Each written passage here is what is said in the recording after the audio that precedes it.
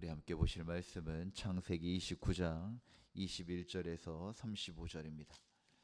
창세기 29장 21절에서 35절 말씀입니다.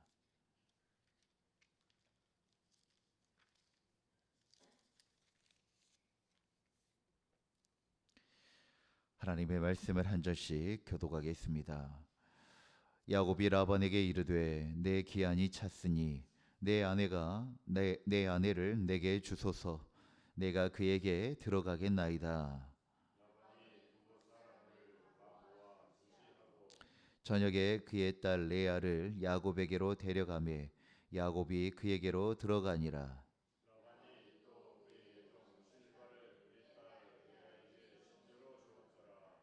야곱이 아침에 보니 레아라 라반에게 이르되 외삼촌이 어찌하여 내게 이같이 행하셨나이까? 내가 라헬을 위하여 외삼촌을 섬기지 아니하였나이까? 외삼촌이 나를 속이심은 어찌 됨이니까?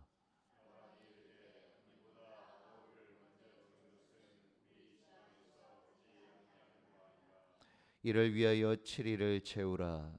우리가 그도 내게 주리니 내가 또 나를 7년 동안 섬길지니라.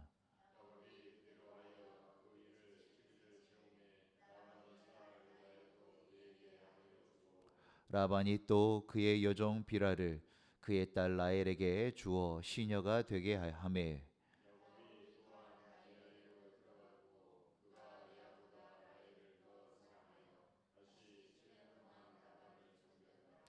여호와께서 레아가 사랑받지 못함을 보시고 그의 태를 여셨으나 라헬은 자녀가 없었더라.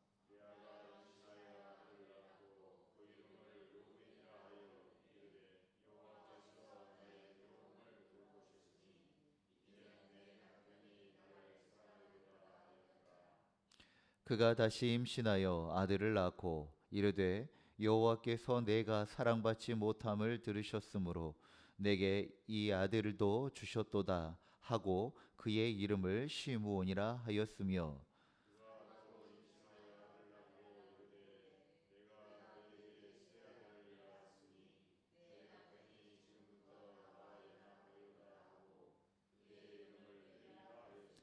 함께요.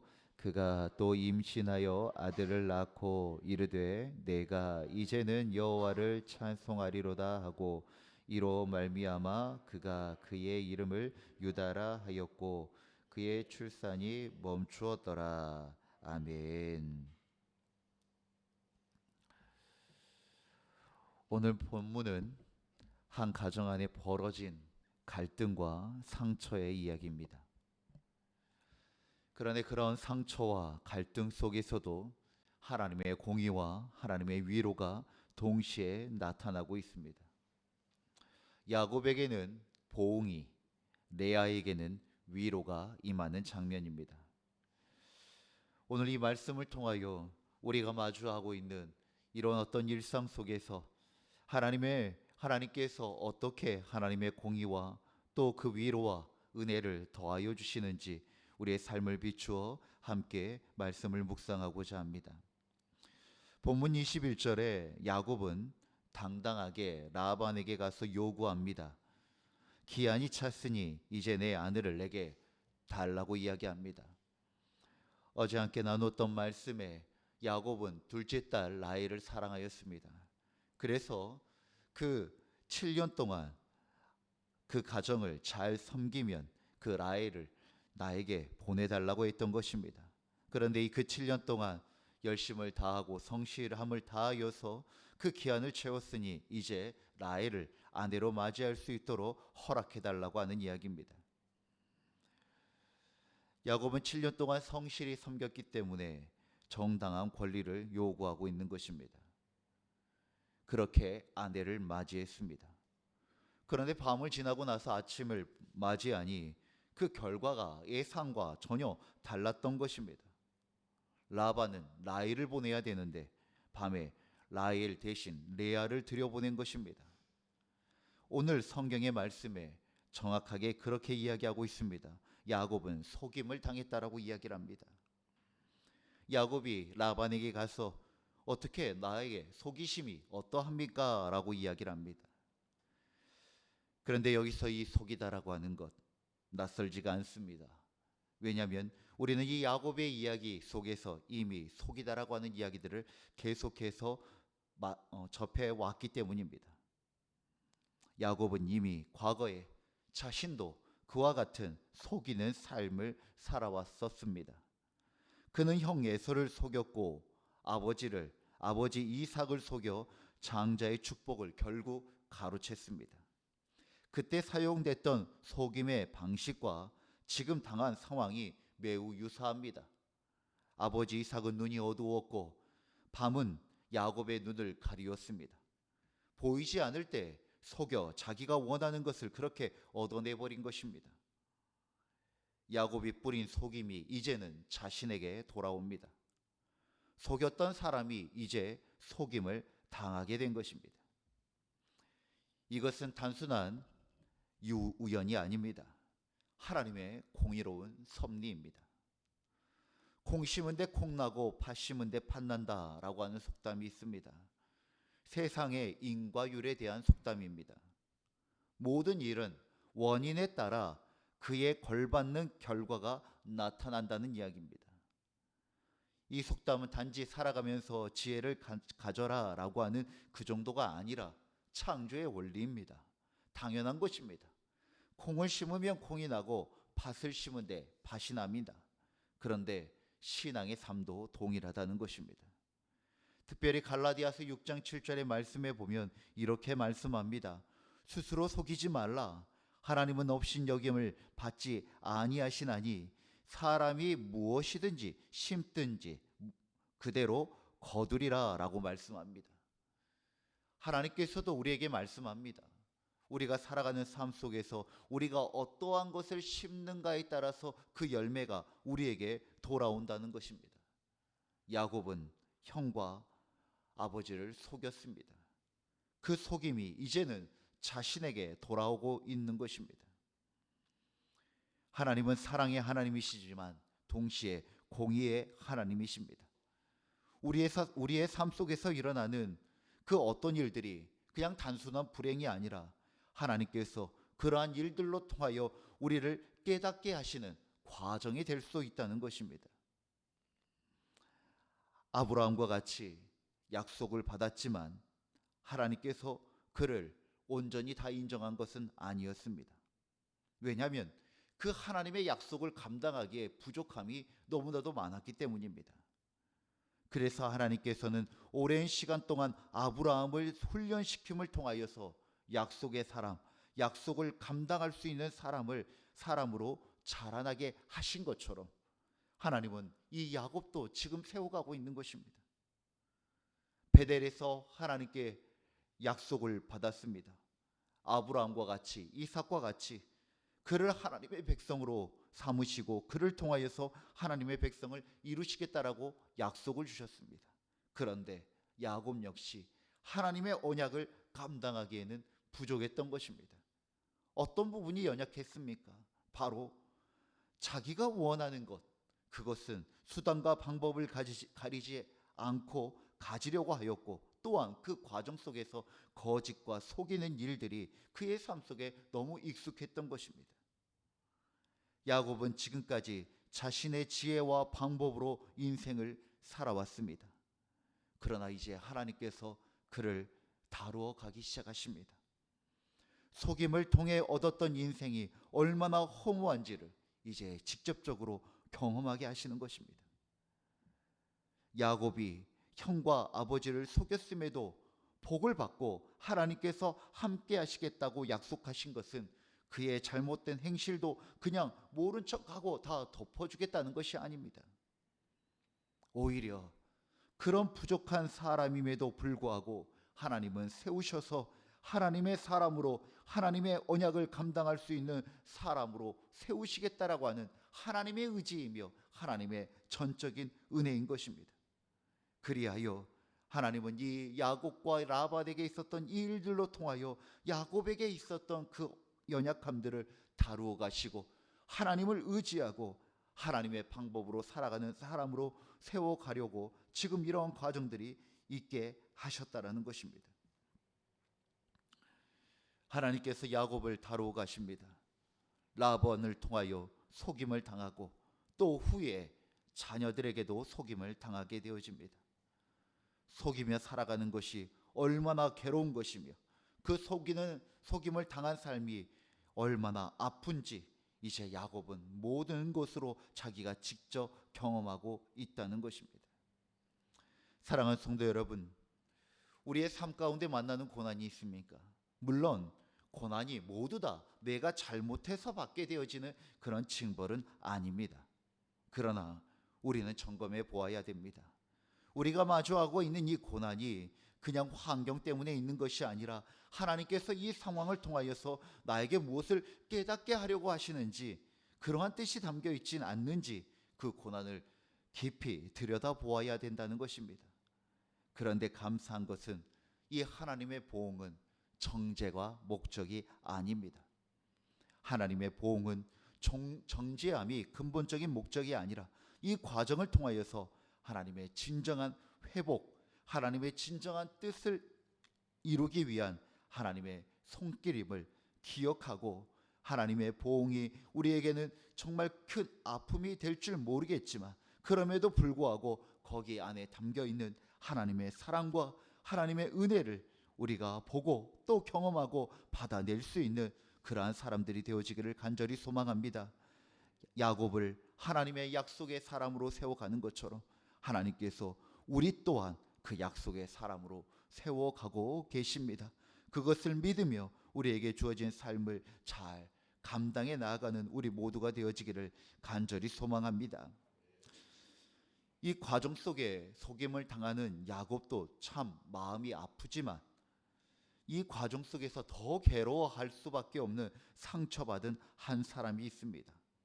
누구입니까? 바로 레아입니다. 31절의 말씀에 여호와께서 레아가 사랑받지 못함을 보시고 라고 이야기합니다.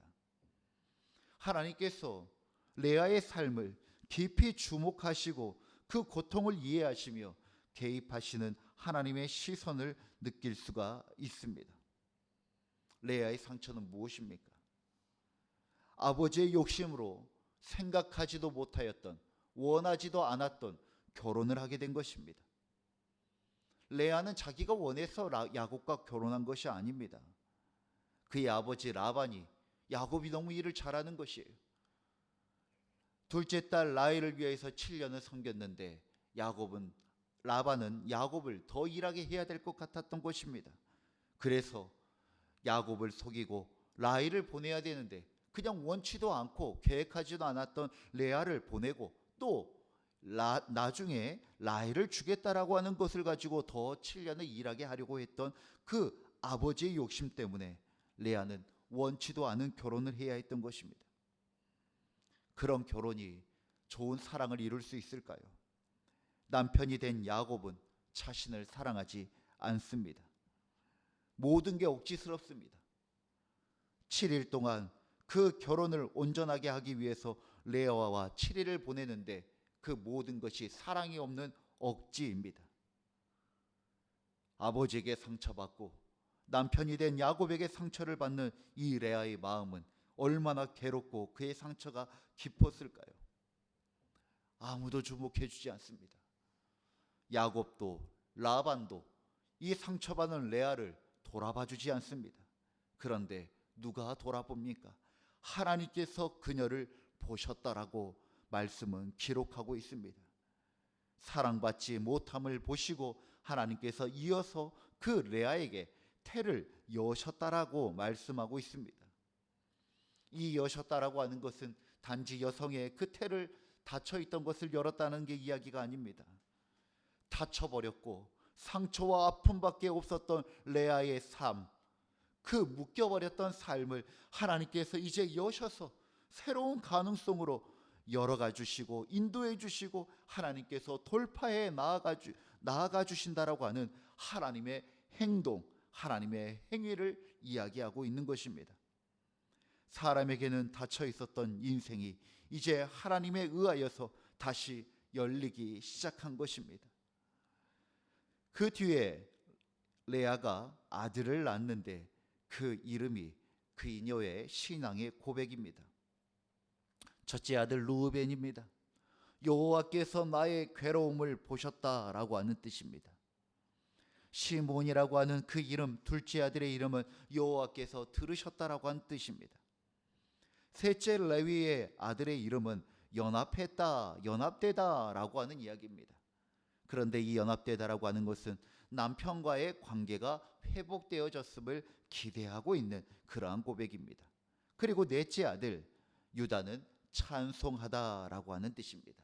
그런데 이 아들들의 이름에서 보면은 레아의 그 심정에 변화가 일어났다는 것을 알 수 있게 되어집니다. 왜냐하면 첫째 아들부터 셋째 아들까지는 계속해서 그 중심이 어디에 있냐면 남편이 나를 사랑해 주기를 바란다라고 하는 것이 그의 마음의 중심이었습니다. 르우벤과 시므온과 레위를 통하여서 아들을 낳을 때 계속해서 레아는 누구를 바라보고 있는가? 남편을 바라보고 있습니다. 왜? 남편이 나를 사랑해 주기를 바라는 그 한 여인의 마음이 담겨 있다는 것이죠. 그런데 네 번째 아들의 이름 유다의 뜻은 다릅니다. 시선이 바뀝니다. 남편을 향하는 그 시선이 이제는 하나님을 향하는 시선으로 바뀌더라는 것입니다. 사람을 향한 기대에서 하나님을 향한 찬양으로 바꾸어진 것입니다. 사랑하는 성도 여러분, 이것이 은혜입니다. 환경은 크게 변하지 않았습니다. 여전히 남편의 사랑은 부족했습니다. 그러나 레아의 시선이 달라집니다. 사람이 아니라 하나님을 바라보게 된 것입니다. 사랑하는 성도 여러분, 오해하지 마십시오. 이제 세상을 살아가다 보니 남편을 그렇게 위하고 사랑했는데 남편을 통하여서 사랑이 오지 않으니 이제 남편 사랑 필요 없다, 나는 하나님만 볼란다, 이러한 의미가 아닙니다. 그 상황과 그 문제를 타결하려고 했던 것이 그냥 사람의 영역 안에서 그 관계 안에서 풀어보려고 애를 써봤는데 본질이 그게 아니라는 것입니다. 그의 마음이 하나님으로 향하지 아니했던 그 자기 안에 있는 내면의 문제를 바라봤던 것입니다. 사람을 향하였는데 사랑을 받지 못하니 그냥 계속해서 상처만 더 골마가는 것입니다. 그런데 레아는 이제는 자신의 모든 삶과 그 모든 역사 속에 하나님이 함께하고 계시고 하나님이 일하시고 계심을 경험하게 되어지고 깨닫게 되어졌고 그것을 고백하고 있는 것이 넷째 아들의 이름 유다를 통해서 고백하고 있는 것입니다. 여호와를 찬양합니다. 하나님은 우리 이 레아를 바라보고 있는 것처럼 여러분 한 사람 한 사람의 인생을 들여다보고 계시고 그리고 함께하고 계십니다. 또한 우리의 깊은 상처와 그 아픔을 외면하지 아니하시고 알고 있다. 그리고 그것을 위하여서 일하고 계심을 우리가 오늘 이 레아의 이야기를 통하여서 우리의 믿음으로 받아들이기를 간절히 소망합니다.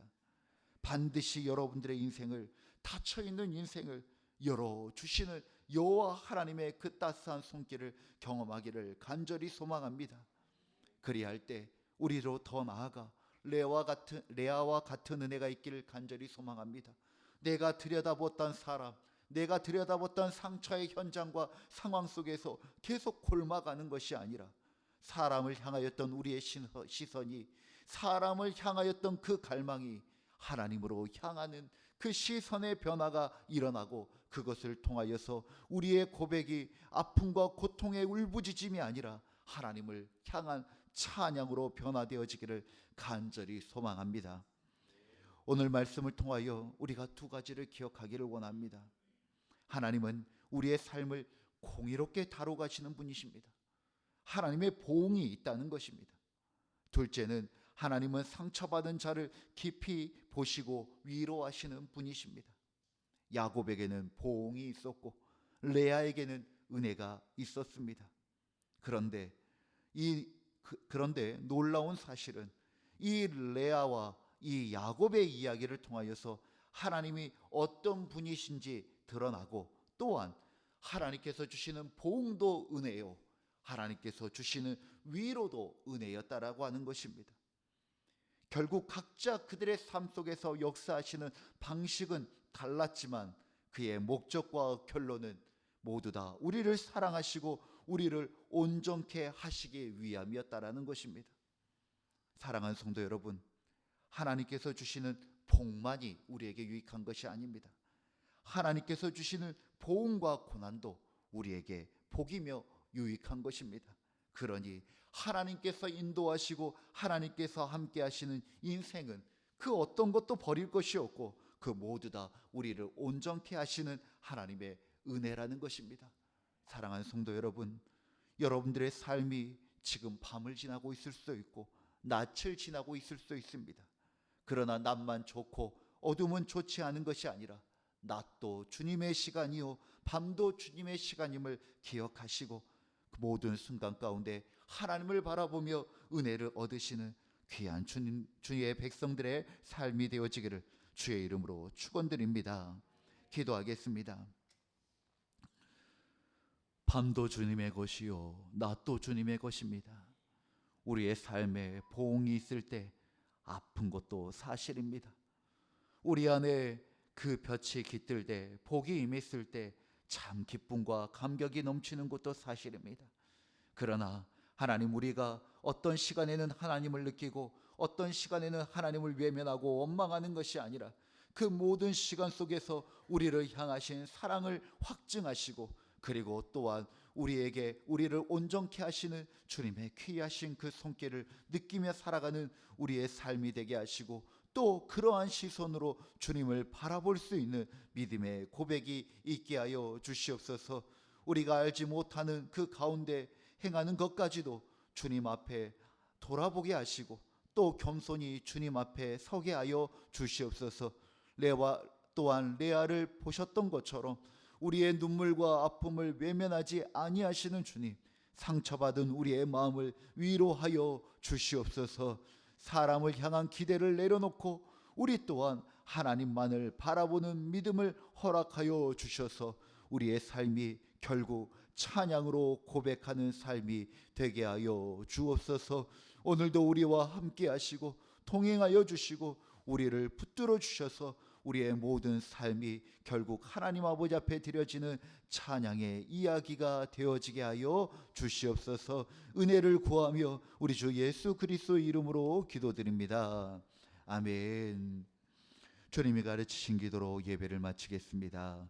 하늘에 계신 우리 아버지의 이름을 거룩하게 하시며 아버지의 나라가 오게 하시며 아버지의 뜻이 하늘에서와 같이 땅에서도 이루어지게 하소서.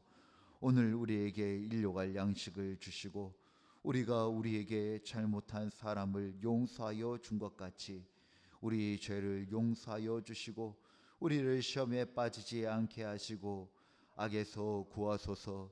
나라와 권능과 영광이 영원히 아버지의 것입니다. 아멘. 우리의 기도를 주님께 올려드립시다.